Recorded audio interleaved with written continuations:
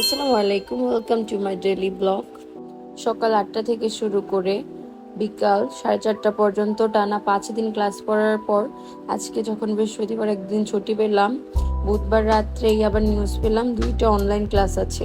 Online class সকাল 10টা থেকে শুরু হওয়ার কথা থাকায় আমি 9টার দিকে ঘুম থেকে উঠেই একটু পড়তে বসি, কিন্তু আমার বেড়াল আমার বই খাতার উপর একদম বসেছিল। কোনো মতে খাতা থেকে নামানোর পর আবারও ল্যাপটপের উপর গিয়ে বসে থাকে, তারপর জোর করে আমি এক সাইডে সুন্দর করে বসিয়ে দিই। এরপর কিছুক্ষণ পর চলে যাই পাস্তা বানাতে। পাস্তা বানানোর সময় আবার ডরিমি আমার পেছন পেছনে সেইভাবে আমার দিকে তাকিয়ে বসেছিল। পাস্তা রান্না করার পর পাস্তা খেয়ে আবারও রেডি হয়ে যায় অনলাইন ক্লাসের জন্য। এই অনলাইন ক্লাস এত সময় ধরে হয়েছে, তবে আমাকে আমার বিড়ালরা কিছুতেই বোর হতে দেয়নি। একবার আমার মাথার উপর, আমার কোলের উপর এসে বসেছিল।